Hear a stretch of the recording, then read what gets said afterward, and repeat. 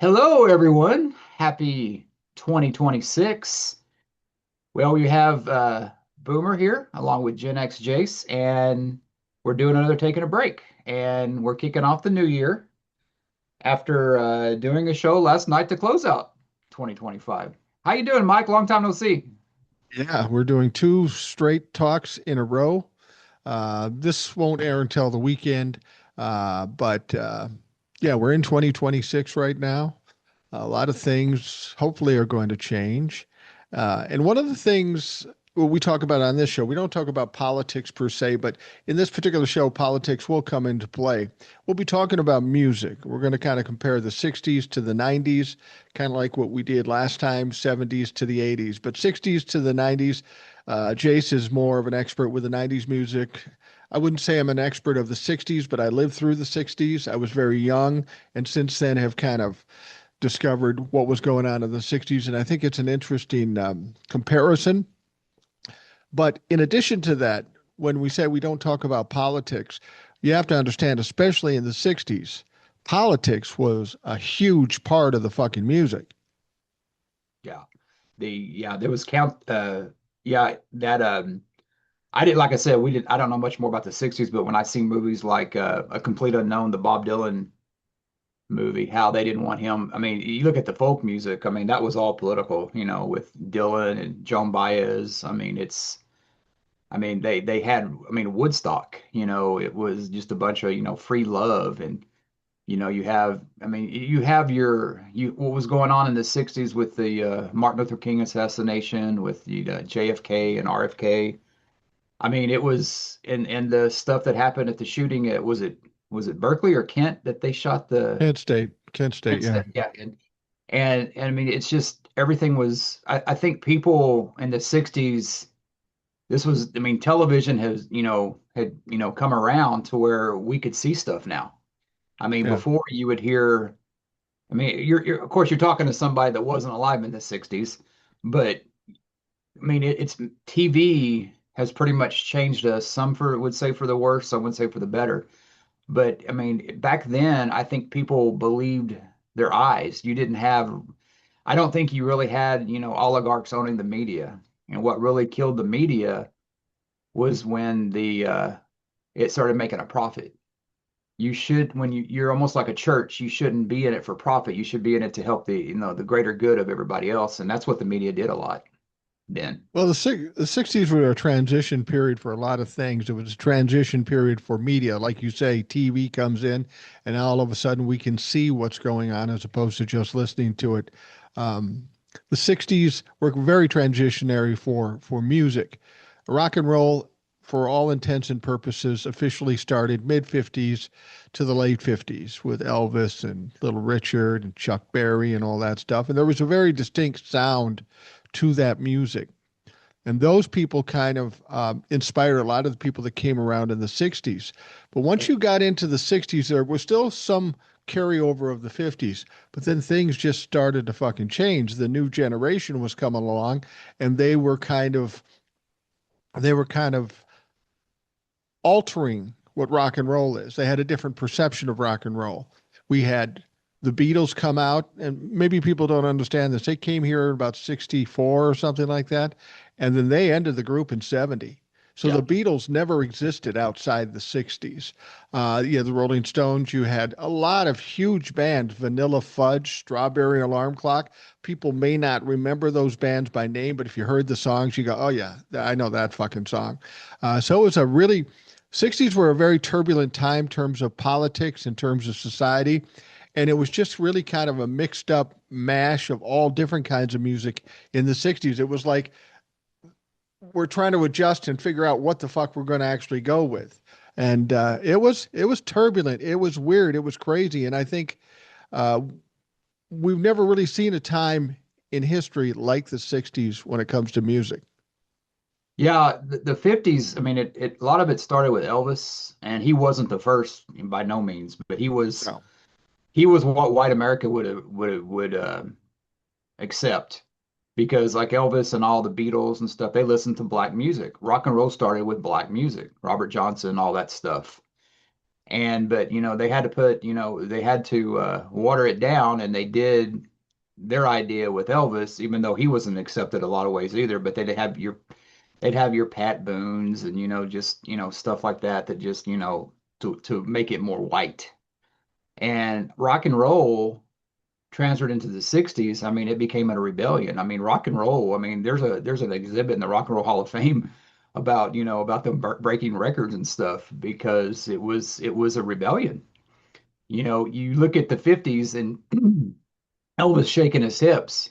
Then you go to the 60s with Woodstock, and I can only imagine, conservative America, freaking out about Woodstock, or, freaking out about, bands like, Led Zeppelin and Pink Floyd, bands that, that they embrace that hippie lifestyle, that, that whole free love and everything. And what always gets me about that is watching that Bob Dylan movie and seeing all those big crowds he played for. A lot of those people, were all for free love and stuff like that. But when they grow up and they make money, they totally change. And a lot of them became MAGA. And that, I mean, I know we don't talk politics, but it's sad. You go from a hippie to help, smile on your brother to, stabbing your brother in the back. Yeah, exactly. In the 50s, people have to understand. I always tell people that if you went back to the 60s or 70s, you wouldn't believe how much racism and sexism was just accepted. That was a part of life. And in the 50s, for all intents and purposes, rock and roll came from um, black blues, black rhythm and blues, and that sort of things. Um, uh, I'm trying to I'm trying to think of which song it was, but a few of the songs that Elvis Presley sang came from a black blues artist like um, Arthur Big Boy Crudup. He did Hound Dog. Yeah. There was Big Mama Thornton. She did some songs, and he took those songs and turned them and made them palatable for the white.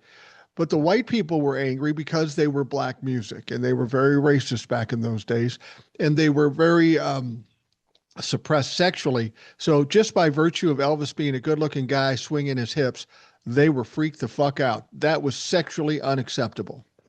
Yeah, there's a song that Led Zeppelin does, and I think what also kind of got, the parents is the suggestive lyrics in some of these songs. Like that girl Oh you yeah, were talking about, I don't know her name, but man, she was talking, she would drop the P word about, oh pussies yeah, and stuff. And then there's a song, Traveling Riverside Blues, that the Led Zeppelin covered Robert Johnson, talking about squeeze my lemon till the juice runs down my leg. I mean, right. this freak fucking Eisenhower America the fuck out, man. Like, what the f and I think a lot of that has to it too. They look down upon the minority races like a lot of them do now. And they just, I mean, they didn't even consider them human. I mean, how can you treat somebody bad like that that you claim to love when, we all hear, all men were created equal. Well, they didn't really mean all men. They meant, white men. And I think that, I think the teenagers, because we as teenagers growing up, and you're with your buddies, and I mean, 9 times out of 10, I know that I learned a lot of the sexual facts from my expert buddies. You know what I mean? Oh yeah, I Yeah. had this girl, and you're so full of shit. But that's what teenagers gravitate towards. They're probably in these freaking has to go to church every Sunday. Rock and roll was that whole, that lifestyle that was an escape, that, it was, shooting the finger to authority. I mean, Elvis started that out and the Beatles kept it going, but the Stones perfected it.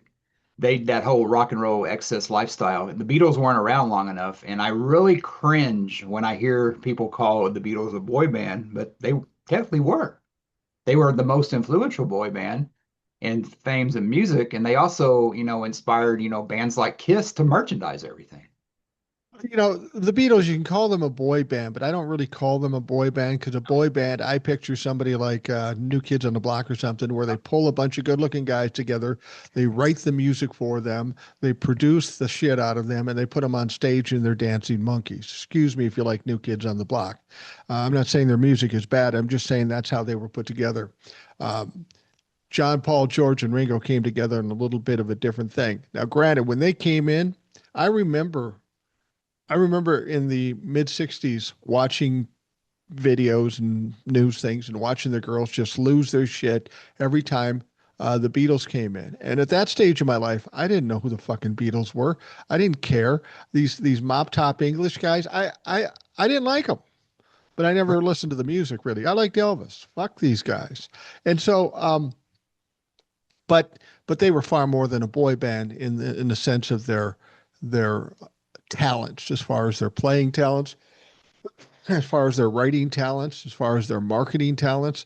They were far and away above anybody in the 60s. And there were some pretty, people doing pretty well in the 60s, but they were kind of at the top. Whether you like their music or not, they were the most successful of raising their profile and selling their music. Because a lot of the music they did was kind of weird and inane. Rocky Raccoon, good song. What the fuck's that about? The Octopus's Garden, Yeah. Yellow Submarine. These were All all this. huge hits, but they had some very poignant hits too. Yeah, I think the Beatles, the biggest thing with the Beatles, why they didn't survive, you can blame Yoko, but you had somebody like George Harrison, who was obviously, to me, I would put George Harrison above John Lennon. I don't think John Lennon, his solo stuff did as much. I mean, he was great with McCarthy, but we all know McCarthy was, when you look at it now and what he's done, he's obviously the best Beatle. But, a lot of people put John second, but, the solo shit that George Harrison did, I mean, that shit rivaled the Beatles. I mean, a lot of that, I mean, that stuff was just so good. Yeah, And you have Ringo, who gets a lot of shit, but Ringo was a fucking badass drummer. I mean, he was the yeah, last one to join and everything, but I mean, he's good. I mean, and nowadays you have like, it's almost like what they do with like, there's a band called Brooks and Dunn. It's right. there's two solo artists that didn't do very well together. They put them together. That's what they do with these boy bands now. But the Beatles came together because they loved the old blues, they loved Elvis, they loved all that stuff. And I also think that, you got to give Elvis credit too, is what we see a lot nowadays, and especially we saw in the 90s, and that's the comeback from an older star. I mean, people would usually have their career, but, coming back in your 30s and stuff, I mean, Elvis did that, and I mean, a lot of people say like that comeback special he did, it was about what, 10, 13 years after, his 55 debut. I mean, they say he was better a lot. That was, you have all Oh, it those, was. but you have a lot of that happen in the 90s too, because I think like in the 70s, they loved the 50s with Happy Days and, and a lot of that stuff. But in the 90s, you had a lot of people my age that were, born in the 70s that, remember, the Aerosmiths and Kisses and, Rod Stewart. But we always wanted that stuff. And you had a lot of those bands in the 90s that started out and they were a little bit. I always put grunge above punk because I don't think punk a lot of punk is just noise in my opinion, just my opinion. Yeah. But grunge, you had some. It's kind of like the hair bands. You had a lot of bands that were classified as hair bands, but they weren't hair bands. They were just in that genre. And so you have a lot of grunge bands that were classified that as well because we all got to classify something. But around 91, 92. I could see music changing because MTV wasn't playing Poison. They weren't playing, Motley Crue. They weren't playing these 80s staple bands. So they always give grunge, saying it was, the death knell to the hair bands in the 80s. It's like anything changes. You have your run. But I think I don't think it would just happen by organically. I think it was orchestrated. And that's something the record companies did. And that's something they've always done. You think well, yeah, knowing what I know about the music business, everything is a calculation. When they're going to sign somebody, it's not just how they sound or how they play, it's how they look, how they act, how they can sell it. And everything about the music business uh, is far bigger than what the music is, and that's maybe one of the things that could be the downfall of music. The purity, the just the raw part of a song now becomes this elaborate manufactured fucking product that you sell. I grew up in the 70s. I was exposed to punk rock when it was just coming out, and for the life of me, I never understood Mhm. the uh, the punk rock because, like you say, mostly it was noise.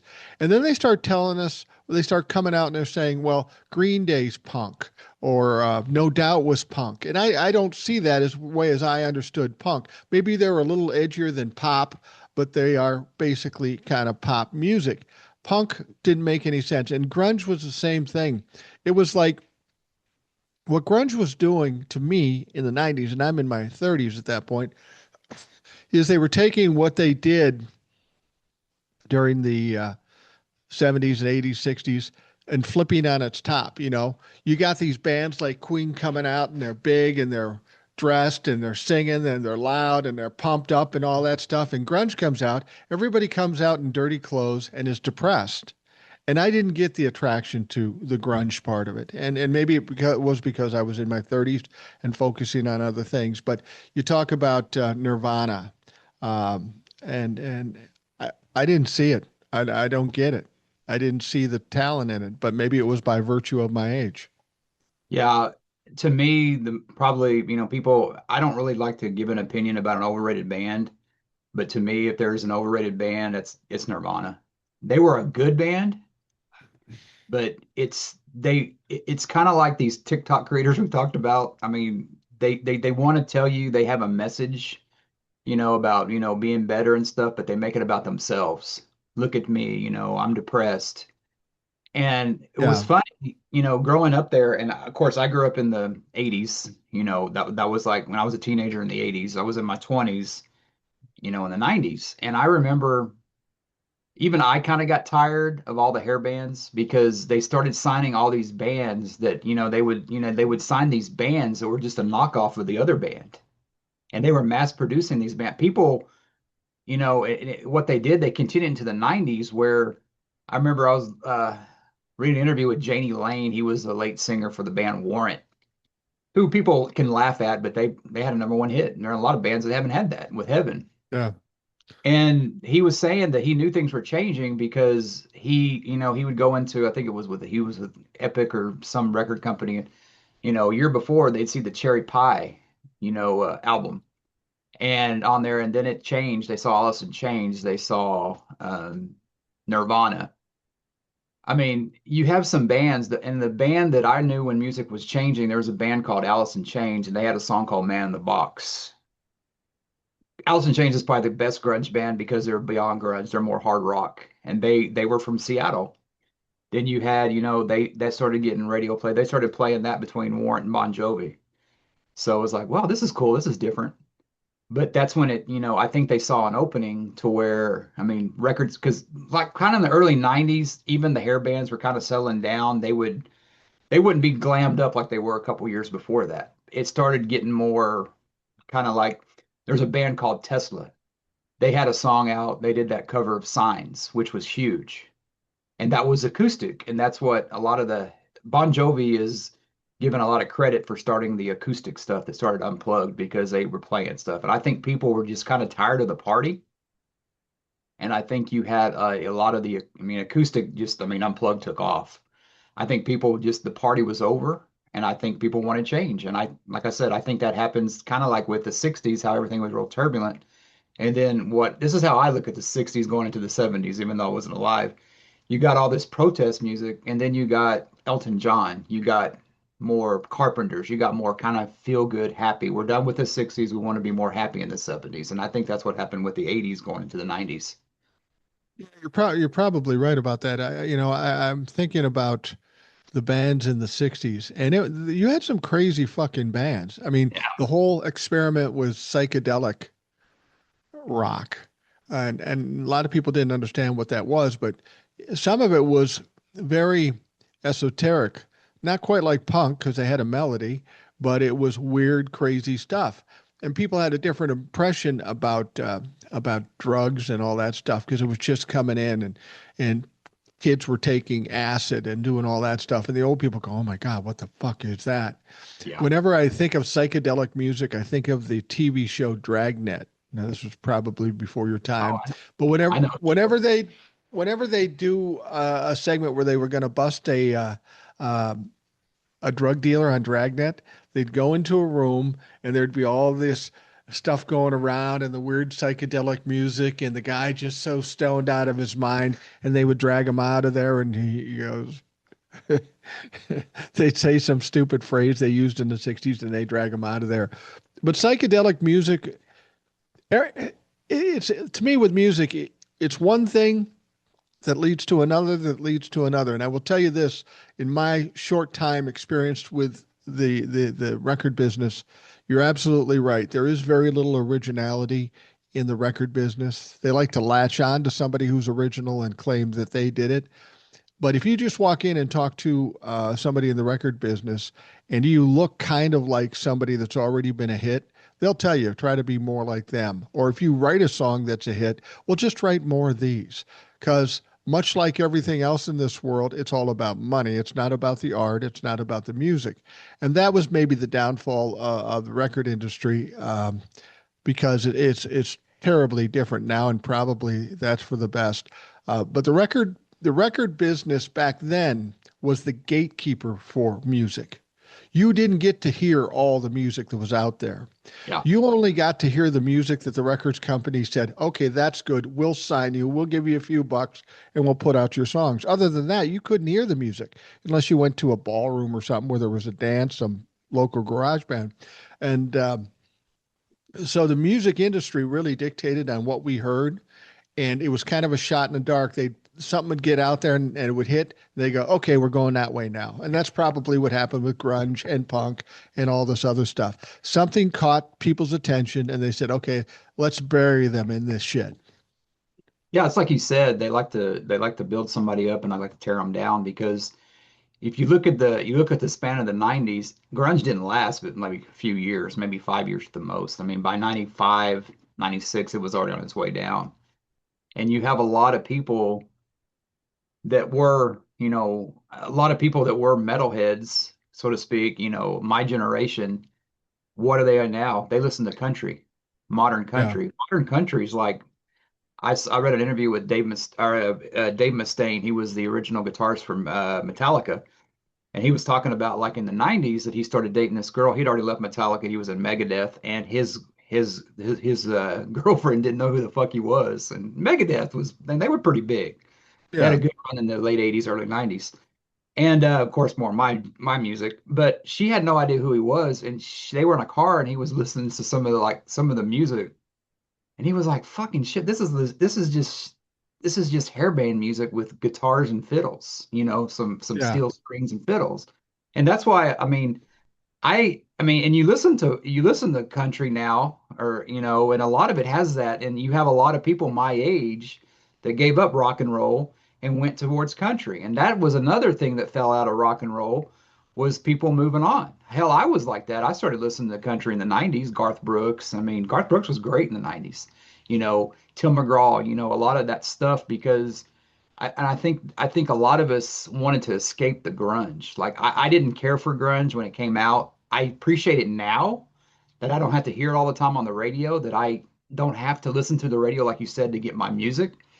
But I did and I checked out on rock and roll and grunge in the early 90s. I started listening to more like Rod Stewart because Rod Stewart had released a box set, Storyteller, and I got that for Christmas one year and I was into that. I got into pop music of Mariah Carey and Billy Joel. And rock, that's why grunge didn't really last. And I think that, we're talking about Elvis doing a comeback. I think in the 90s, everybody from my generation, we grew up watching Happy Days. We grew up, the $6 Million Man. I mean, we grew up with this stuff. And with Elvis coming back, you had a thing to where I was watching the Grammys one time back when, had music, and they had Kiss come out in the makeup with Tupac. They were like, let's shoot, Yeah. let's just, surprise the people. So you look out in the crowd, who do you have out there? You have the Eagles out there. You have, Elton John. You have all these 70 relics. Or once again, big Aerosmith never went away. They came back in the 90s because I think a lot of people got tired of the depressing shit that grunge was. And I think that's why grunge didn't have a very long shelf life because yeah, you hear a song, you feel like shit.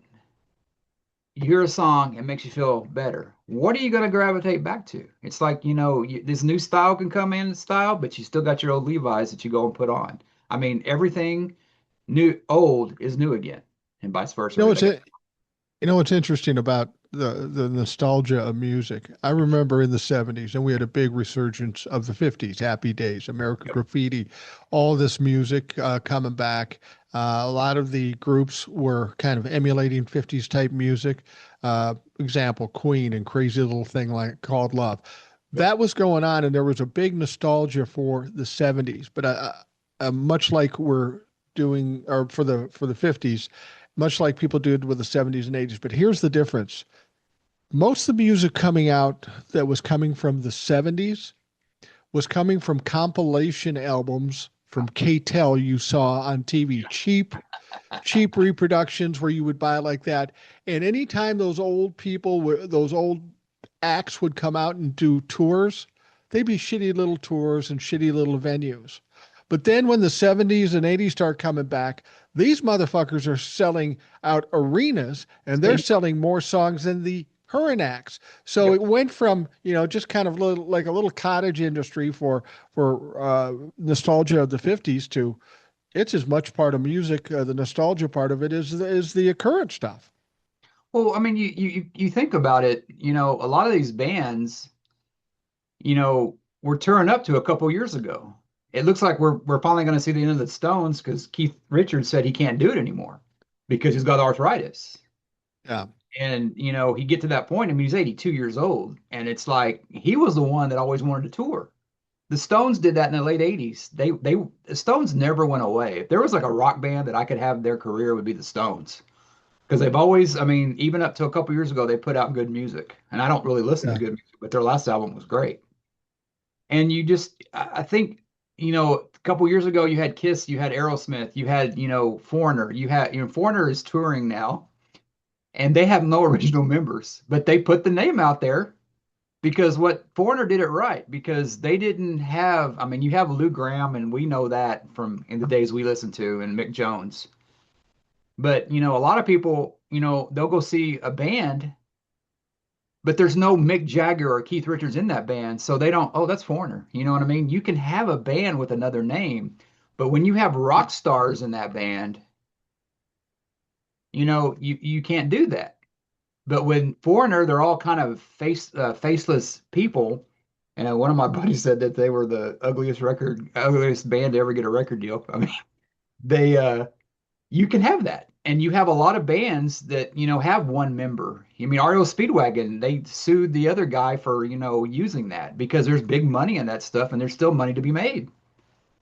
Well, the whole thing with Creedence Clearwater Revival Yeah. and John Fogerty.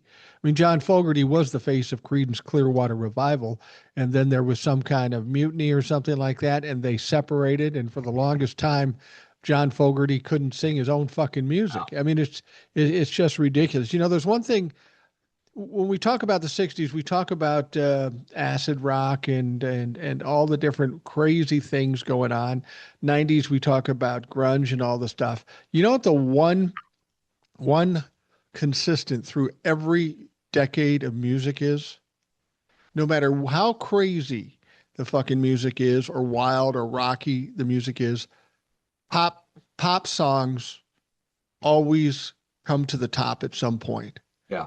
you know, you talk about the 60s Strawberry Alarm Clock. 60s also had I'm a Believer by the Monkees, Yeah. or I Heard It Through the Grapevine by Marvin Gaye. Yep. Beatles, even much of that was pop.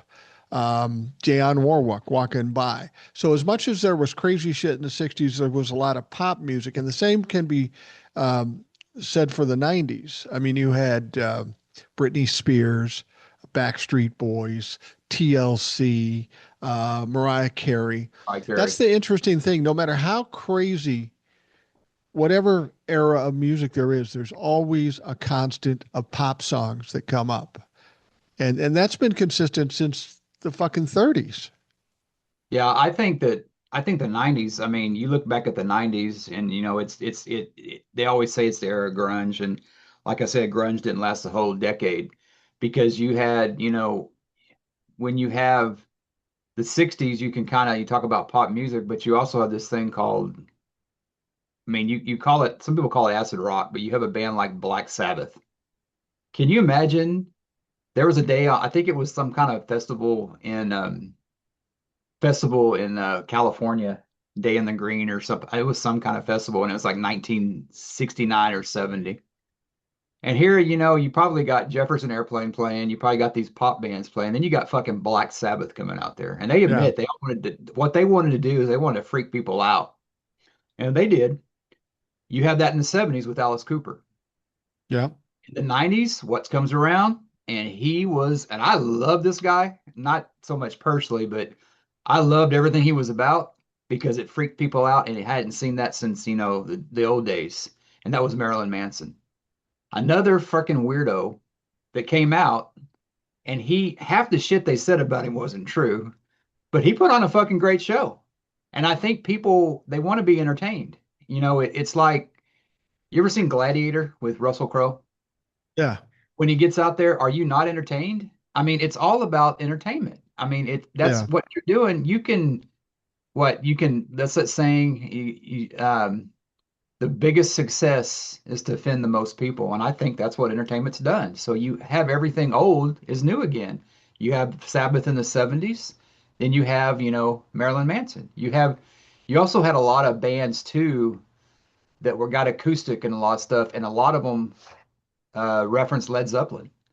Hell, Page and Plant, they didn't get back together, but they said they would never tour without John Bonham, but they did. Page and Plant did a tour Right. and playing Led Zeppelin songs.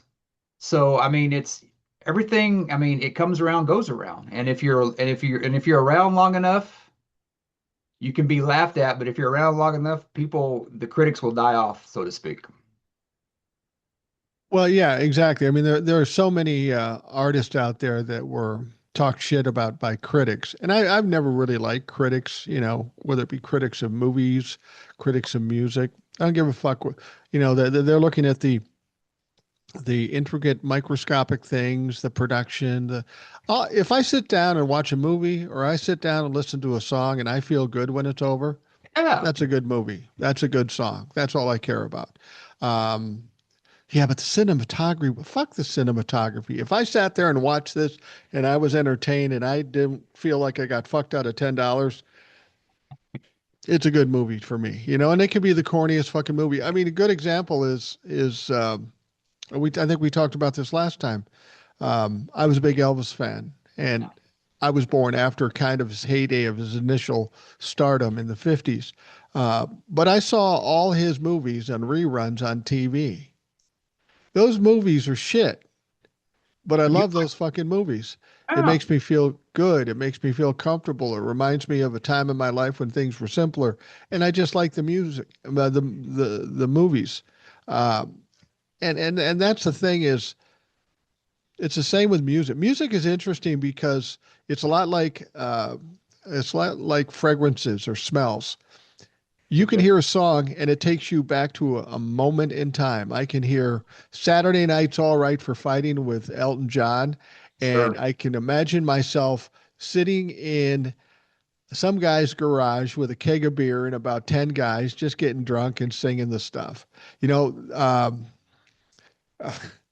there was a song, I think, I can't remember who was out. God, I can't remember the song.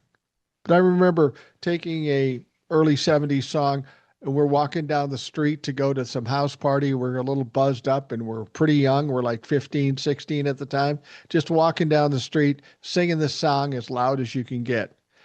It brings back moments and times like certain fragrances or certain kitchen smells. It's instantly transform you back into that moment in time.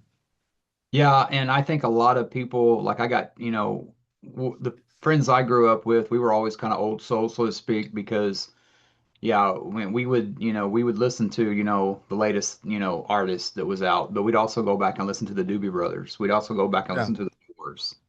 So every time that does that with me, it's two songs to do that with me, and it's listen to the music, which was came out in 72, the same year I did.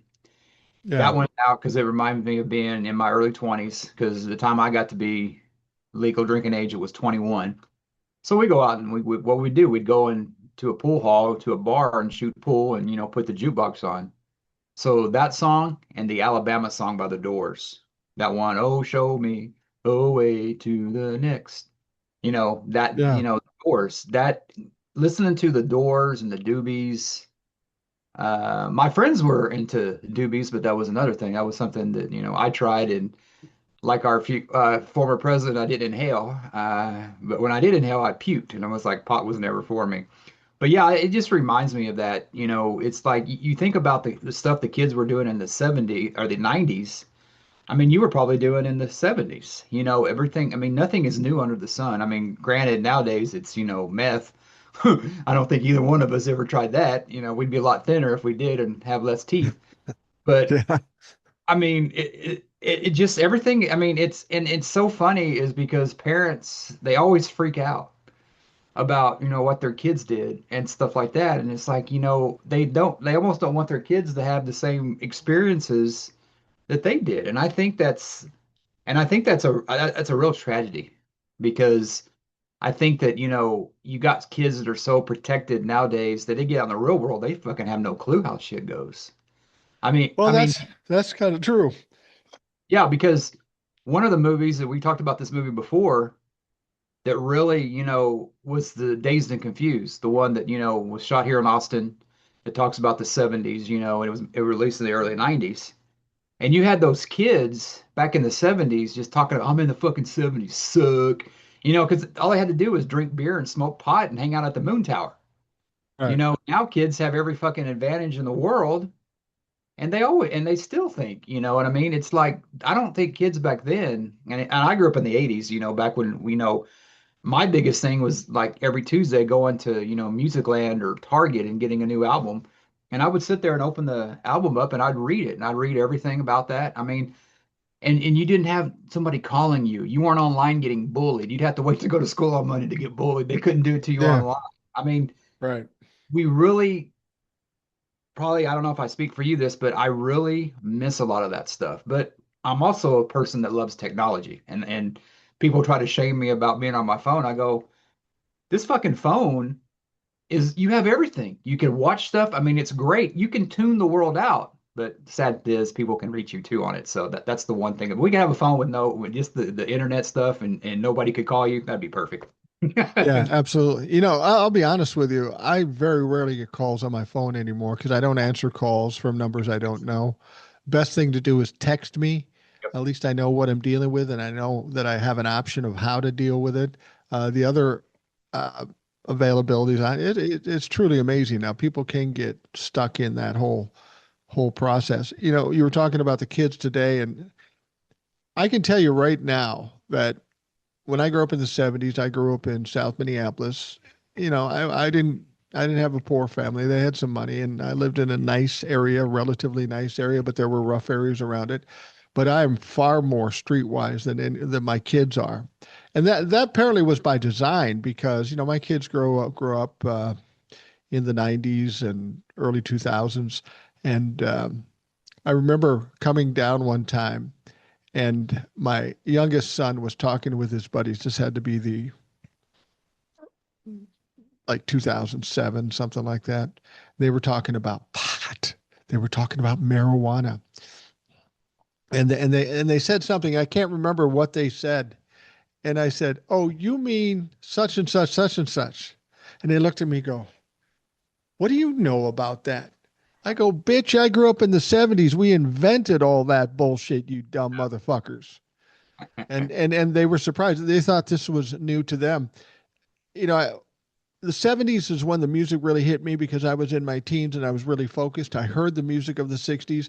But what's amazing is how many big artists that came out in the 70s that I loved in the 70s were actually from the 60s.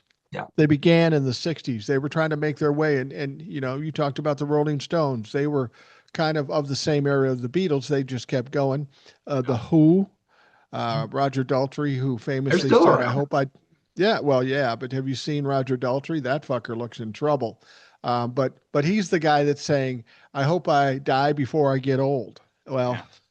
It didn't work out that way because that motherfucker's old. Pink Floyd, Led Zeppelin, Fleetwood Mac, Deep Purple, Black Sabbath, Aerosmith, Queen, Earth, Wind, and Fire. These are all 60s bands, but we don't know them as 60s bands because they were just starting out and then they flourished and they bloomed in the 70s. A lot of these a lot of these bands that ended up um, being big in the 70s, I think a lot of it had to do with the ever-changing technology. I mean, you got to remember when Elvis Presley did his songs, he went into a studio. They had two tracks. They hit a button. The whole band played. You had to mic them correctly and all that stuff. But then in the 70s, we had multi-track, and it was more of a production. It was more um, gentrified how they did the music. Personally, I like the raw music. I like to hear somebody who can just stand up and fucking play, as opposed to manufacturing music. And then when I was in the music business in the 90s, um, I was dealing mostly with R&B and black music and stuff. But with the technology and sampling and all that stuff coming about, you could literally build a song that was good if you had any musical talent and just layer the fuck out of this stuff and create this Frankenstein song that people would love. And I think that took away a lot from the artistry.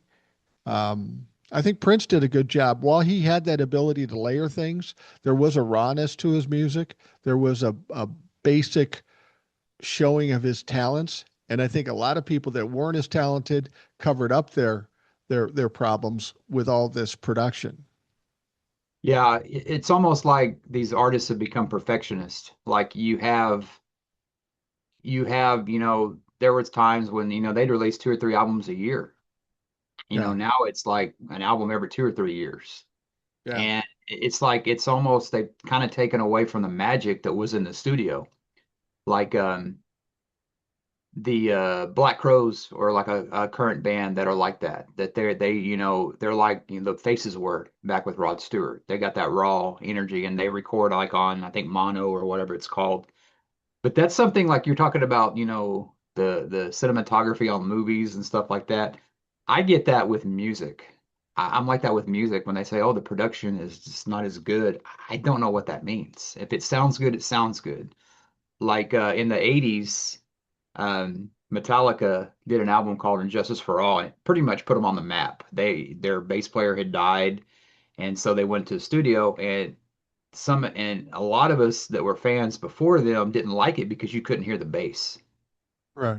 and they've done on YouTube where they put the bass in there. It's pretty cool. I wish they released a version like that. So what did they do 3 years later? They come out with the Black Album, which really put them on the map.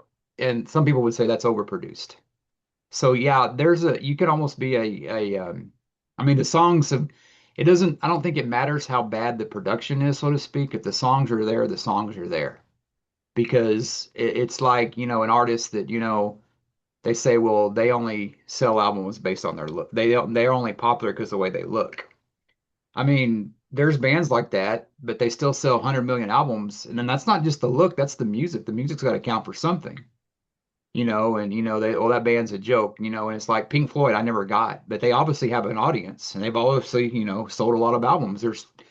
There's two separate ones, Roger Walters and the other guy.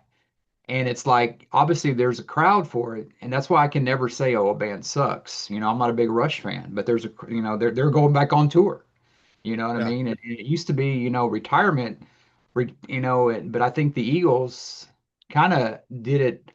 I mean, when you have a founding member like Glenn Fry die, and you can yeah, call yeah, yourself the Eagles without Glenn Fry, because Don Henley even said it.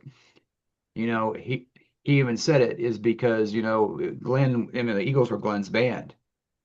But people are so hungry for music. I mean, they're playing the stratosphere. I don't know if I could afford to get in there. I mean, it's crazy because people are hungry for what they consider, the old stuff. And that's why these old bands were touring for so long.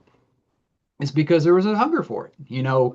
Kiss was playing stadiums. Aerosmith was playing stadiums, I mean, across the pond, so to speak. They were playing these stadiums, these bands that started out in bars in Boston. yeah. So I mean, and people are just hungry for it because I think it takes you back to that thing about, to that song you were talking about, that you hear that song, you know what I mean? And it takes you back there. People want to hear that.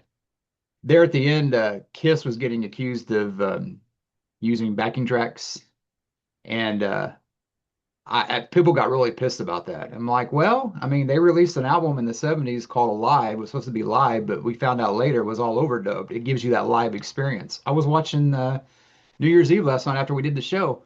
Diana Ross was out there singing. I was like, God damn, she sounds good. Then I like watched her. She wasn't fucking singing live. I No. mean, it's like I think, it seems like ever since Ashley Simpson did it on Saturday Night Live where it ruined her fucking career, people have been fine with it. I think people, like Russell Crowe says, are you not entertained? That's the whole point about it. It doesn't necessarily anymore. And I think we're getting into that to where people will start accepting AI because even Paul McCartney and the Beatles finished that song, that John song with AI. People are Yeah. accepting this, and you talk about musicians being in trouble before with AI, they're really going to be in trouble. And I hate to see, what music does, but I mean, if a song's good, people will buy it. Well, that's exactly right. You can be scared of AI, but if you're creating stuff that people just can't relate to, they aren't going to buy the shit. And AI won't work in terms of the music thing. I mean, you can You don't think so? basically create a, huh? You don't think so? You don't I think don't think what? you don't think they can create an AI band, and if, What? people accept it, you don't think so?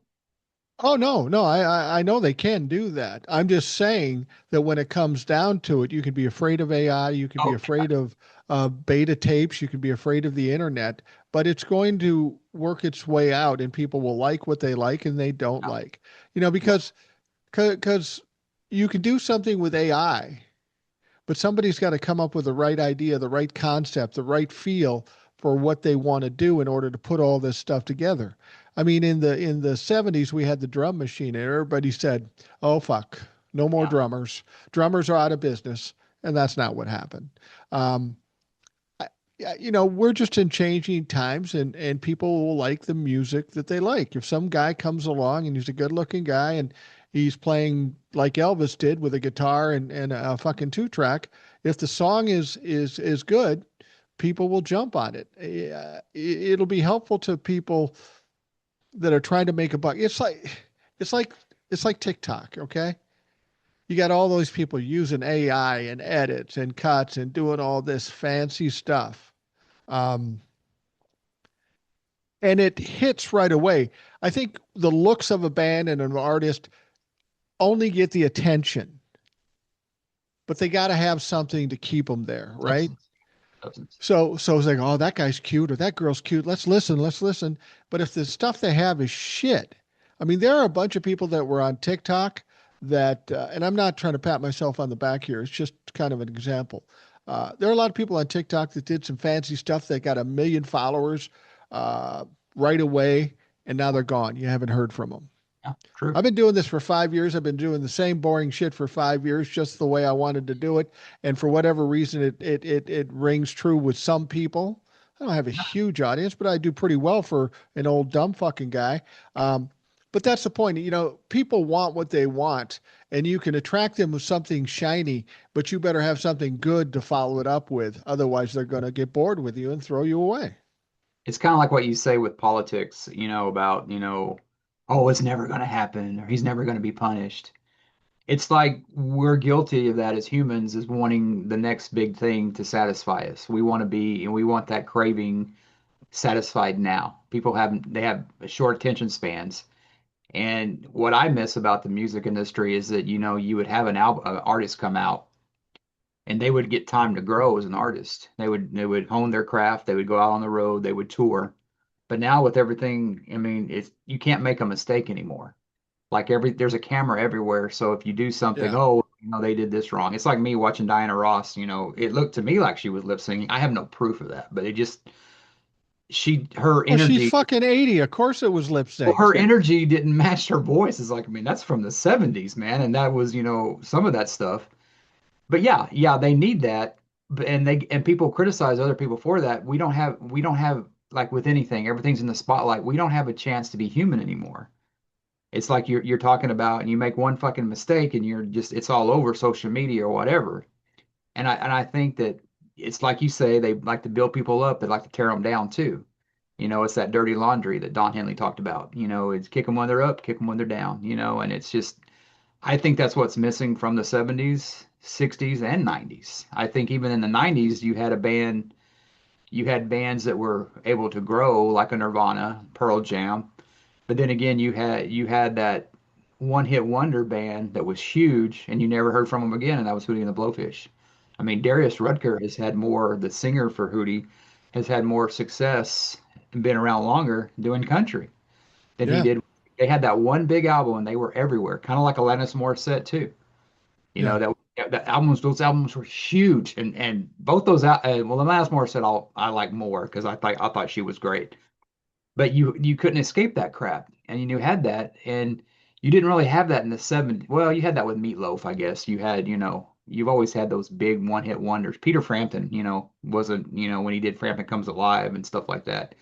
So you've always had that, but you also had your artists that stay around. But I don't really think that I think we're more in a society that's like Hootie and the Blowfish. Give me what you got and you're done after one shot, unless you're somebody like Taylor Swift, who obviously, keeps her audience. Taylor Swift is kind of an anomaly, and Yeah. I don't think we're going to see another artist like her again. I mean, we saw them before with Michael Jackson and Elvis and the Prince. Beatles and stuff, but I don't think Prince. But we're not going to probably see another artist like that because everything seems so manufactured. You talked about Peter Frampton. He came out in the '70s, and everybody goes, "Who's fucking Peter Frampton? He's great." But he was a mainstay in the '60s too. He was in Humble Pie and a few other bands. He was a well-known artist in the '60s. He just wasn't the front man. And I think you see that a lot from the '60s to the '70s to the '80s to the '90s. Um, um, Good example in Nirvana, Dave Grohl. He was a fucking drummer. You didn't know who the fuck he was in Nirvana. You maybe knew who he was, but he wasn't the main guy. Now he's leading this group Foo and Fighters. doing great. uh, I think all true artists and true talents and people that can garner attention will always rise to the top at some point, no matter what track they take. Like I say, Peter Frampton, he was a side guy, he was a player, and then he became this big star in the '70s. For a lot like Kiss, he put out Frampton Live, and it had this big people. And I always said this in the '70s. I never heard of Frampton before today. How did he have this big crowd cheering for him? It was manufactured. It was a crowd noise added after he did it. But it was a great fucking album. I don't care if it was live or not. Yeah. Uh I read a I read an interview with Peter Frampton, and they would always say about how, because he said Frampton Comes Alive. Well, Kiss had Kiss Alive come out, and everybody rips off everybody. And oh yeah.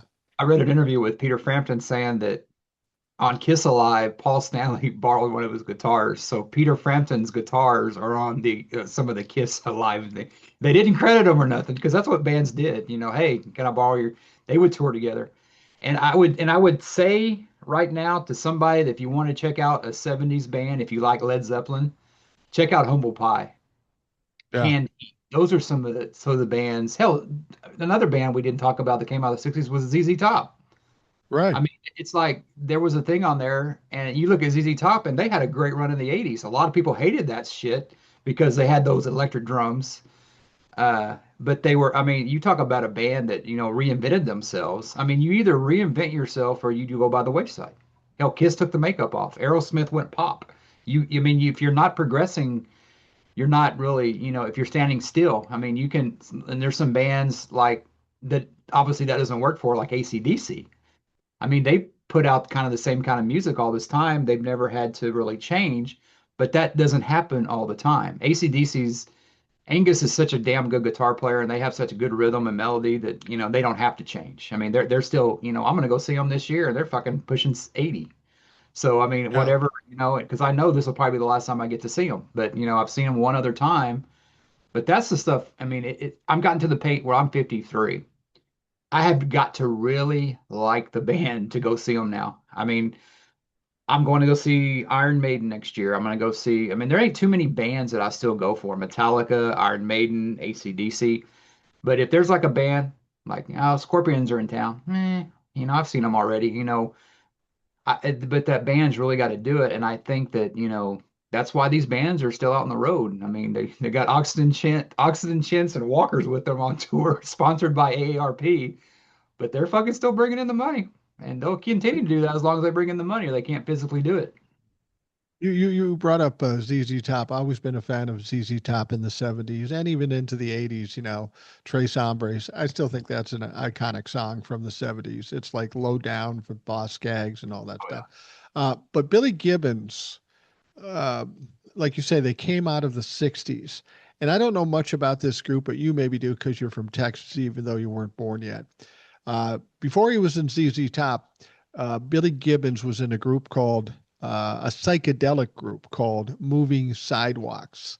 And Yeah. if you ever go on YouTube, you want to check it out because it's pretty amazing. But here's the interesting thing: the Moving Sidewalks opened up for Jimi Hendrix in a lot of his dates. Jimi Hendrix was once noted saying, they'd always say, "You're the greatest guitar player ever," and Jimi Which he Hendrix said, was. "No, well," but Jimi Hendrix said Billy Gibbons was. I know. He was So, on so it, Dick yeah, Cavett show before Carson. Yeah, that's a hell of an honor right there. Yeah, he talked about Billy Gibbons, or as they call him, Reverend Billy Gibbons. And yeah, and you talk about somebody that's like the nice guy of rock and roll. I haven't heard anybody ever say anything bad about him. And another band, founding member dies. Well, they go back. They're on the road. They got his bass tech, Dusty Hill's bass tech, playing shows. yeah, And I've always liked about ZZ Top is that they're that kind of band that doesn't mind that it's the music that matters to them. Because I've seen ZZ Top twice. I saw them in 1991, 1990, 91. I was in high school. They were on the Recycle tour. Then I saw them about 16 years later in 2017. They opened up for Guns N' Roses. really. I mean, they played here at the Alamo Dome, and my buddy, "Hey, let's go to Guns N' Roses." Like, who's opening? ZZ Top. Well, hell yeah! And they do that, and they're playing here, and they're still touring. They're playing a little place called the Majestic. It's about music to those guys.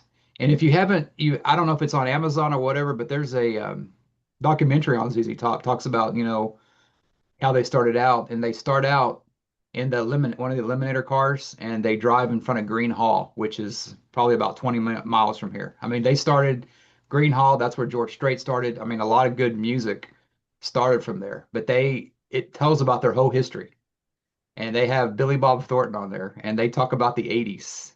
And did you see the disgust in his face? Is like, what the fuck happened to my band? You know what I mean? Because they totally changed. But I one of the funniest things about that story is Dusty Hill. They did. I mean, I didn't have an appreciation how big they were. I mean, they said they opened up from everybody from the Stones to Kiss. I mean, you imagine seeing Kiss and ZZ Top in some podunk city in Texas. Like what the hell are we going yeah, into? But Dusty Hill, I guess he went back to he did in Tennessee or whatever, but he got bored. He went to go work as a baggage handler on an airline. really.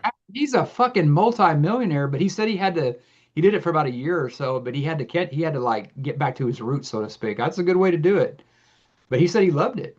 And it's obviously music is in their soul now to where they don't mind they'll play in front of Guns N' Roses, opening for Guns N' Roses, a band they freaking were around 20 years before they came out, or they'll Yeah. play a state arena. I mean, they don't care. It's about the music, and that's just something that I really love. And they talk about three-piece bands. It's got to be ZZ Top for me. That's probably my favorite. I mean, they're just timeless. Yeah, and in the 80s, I think it was the 80s, they were very tongue in cheek about what they did in their videos, and they did some of the corniest, stupid shit, but I love it. Hmm. I think it was Sharp Dressed Man they did a video of, and they have the Billy and Dusty with the guitars, and Oh the yeah. guitars are furry. They Or got what? fur on the guitars, and then in unison, it's on an axis, and they spin them around. It's so fucking stupid. I love it. They did that also. They did that again when they were in Back to the Future. I think the third one because they did that soundtrack double back again. Oh And yeah. They're like, there's an old band and they're back in time, back in the Wild West, and it's ZZ Top playing, and they spin the guitars around too. Yeah, that was Wow. Legs by Oh, it ZZ was Top legs. Yeah. parking lot, and they get those bikers to help that girl out. And another thing, who didn't like you were a teenage like I was in the 80s, babes in cars and loud music. And and it's so funny because you look at him in the 70s and you see Billy Gibbons, like, who is that guy? He don't have his fucking beard. I mean, that beard became their look. And I grow a beard out. I can't fucking imagine having to do that thing because I get bored with mine and it gets real itchy and shit. But I don't think I could ever do that. But that look had it, and they had the keys, or they had that one where that eliminator pulls up and all those three girls get out and take that guy in the car. It's like, hell, who wouldn't want that fantasy? Yeah, yeah, absolutely. My greatest. I think back to the '70s and being in my teen years, and you dating and stuff like that. But there's always these uh, untouchable, too hot girls that won't even talk to you, right? Yeah. Every guy goes through that. Well, most guys. There's these girls that just way out of your league. You wouldn't talk to them. You know what? You know what the greatest feeling I have right now? It's their fucking grandmas right now. They're chubby and they aren't wearing makeup and they ain't hot anymore. Yeah, and And look at us. a lot of them unfortunately still dress like they did in the 80s. Like, Yeah. and Oh, it's like, wow. Yeah. I mean, there's nothing worse than somebody young, old trying to look young. I mean, it's just embrace your age, man. And yeah, I've seen that when because and these people, they're not old, they're my age. Well, I guess I'm old, but That's it's old. like, grow. It's like those people that what they had those what they're called what a skull is, right? Yeah. When you like me, if I had like long hair in the back, what's the fucking point? There's nothing up here. Yeah. Shave that shit and get it out of the way. It's like I was watching the Spurs and they were doing a rewind for like 2025 and they were talking about Coach Pop. And I've talked about Coach Pop for the Spurs. I love the guy. He had a stroke, so he's not, you can obviously tell he had a stroke. And he had Manu Ginobili out there.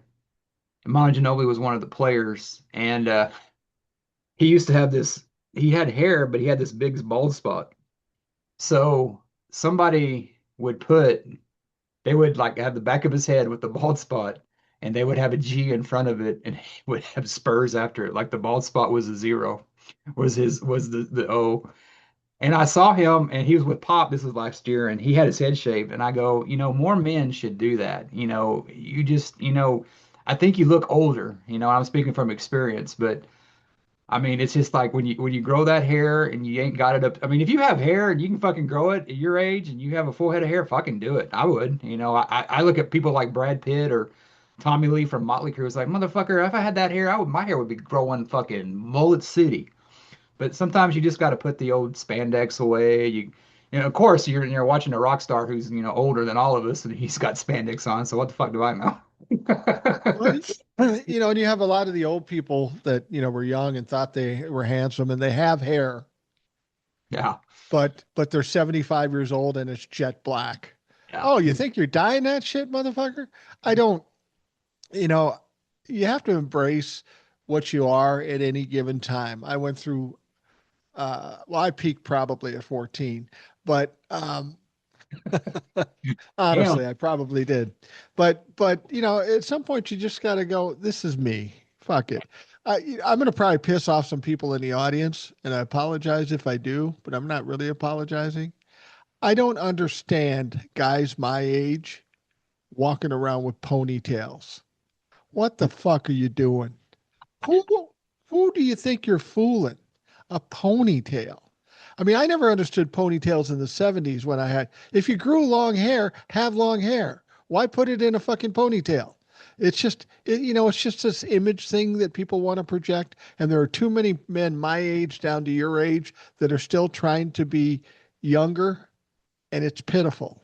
It's fucking pitiful.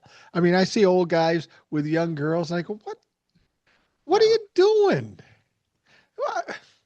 It makes no goddamn sense. It's just and you see that with some music acts too, still trying to. That's why I was glad about Kiss taking off the makeup and being real people eventually, because they did it for attention. They got attention. People liked the music, and it went on from there.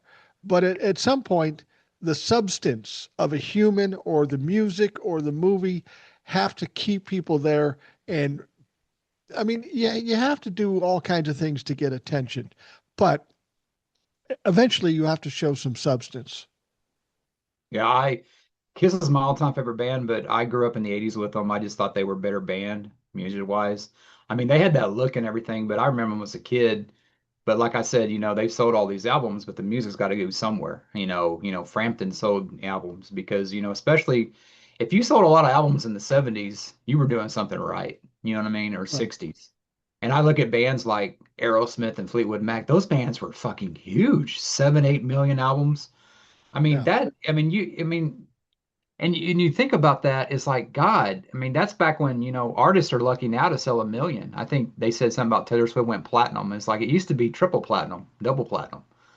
But I mean, I just can't imagine because music was just more organic back then. It just, even in the 90s, but when the music industry didn't get behind, they didn't embrace technology. They tried to shut it down with like Napster. They could have, got ahead of that. But technology will always get ahead of everybody else. I mean, hell, we saw how, people in the Senate didn't understand what fucking Napster, what Facebook was. I mean, it's oh, my daughter's on that or something like that. I mean, it's people that don't embrace technology usually get swallowed up by it. And I think that, the record company and it's greed charging, $20 for a compact disc that probably costs less than $1 to make bites you in the ass. Karma's a bitch. Yeah, that whole CD thing. When I was had my recording studio, I would create, slideshows and commercials and stuff like that. And I had a high-speed CD duplicator. Oh yeah, those are great. I'd have to buy raw CDs, and I would have to copy these things. And this was a pro grade one, so I was doing like 10 in a Yeah, minute, yeah. you know. And so the actual cost of those CDs, and I had a lesser tech than record companies have, was about a buck. Was about a buck, the cost of the CD and the time to burn it. And I just pumped them out like fucking crazy. So they made a lot of money off of CDs. They could have probably brought the price down if they weren't greedy, made less money, and probably continued to sell them because it was a good vehicle for music. It was fairly durable and it was pretty easy to access and that sort of stuff. But then, of course, we get the clouds and Spotify and all this shit, and that's taken some of the soul out of the whole concept. Like you said, you like looking at the sheets inside the album and stuff, and now you just download something, you listen to it till you're bored, and then you put it in some archive and you go get something else. It's a different attitude about music than it once was. I love that though. I mean, I collect vinyl now and I don't collect it for the vinyl because I never like the skip and popping and hisses of vinyl. I like the album artwork. Like I have on my wall these albums I had when I was a kid. And that's what I do now. And you used to be able to go get, you used to go to like, I don't know if you guys have half price books and records. It's like a, used record Yeah, store. You can go get albums 25 cents. This is probably about, the late 90s, early 2000s. Now they fucking want $25 because it's collectible. Has yeah, the because it's vinyl improved? popular. Has the vinyl become gold plated or something? No, it's just the same. They just know that. So yeah, it was funny that Gene Simmons was on, and he testified before Congress about, how the artists are getting screwed, with, the royalties and all that stuff like that. And they asked Peter Criss, who hasn't been in Kiss in over 20 years. It's like, and then again, he had their biggest hit with Beth. It's like, well, what do you think about Gene, going to Congress and doing all this stuff? And he goes, oh, I'm not going to get political, but, as musicians, we do fine. We're not starving. So I mean, it's like, yeah, if you're a big artist like that and you're still getting royalties from Beth, I guess that is true. But I mean, I kind of like got a little respect for Pete. It's like, yeah, I mean, hey, I'm not gonna bitch. I'm 80 years old. I mean, Peter Criss is old as Trump, and they were like by each other, and you can just see Peter Criss, and he did all kinds of shit and drugs, and he's in a lot better shape than Trump is. Yeah, no shit. Well, we're coming to the end here, Jace. It's nice to get together and talk and take a break and not talk about politics so much, but talk about those things that maybe bring joy to people's lives. If we can't bring joy to people's lives, we can talk about shit that does. And that's exactly what we did today. And we'll continue to do. Because when you see these two mugs, it's got to bring joy to your life, man. Mike, thank you for being my date at New Year's, and thank you for Eve, and thank you for being my date on New Year's Day. Even though Yeah, this will be Happy New Year's Day, but Happy New Year, everybody. it's a sad commentary on two old men's lives, but here we are. So thank you very much for listening. We'll be back next week. We'll talk more about this stuff when we take a break. I hope you have a great day. We'll talk to you again soon.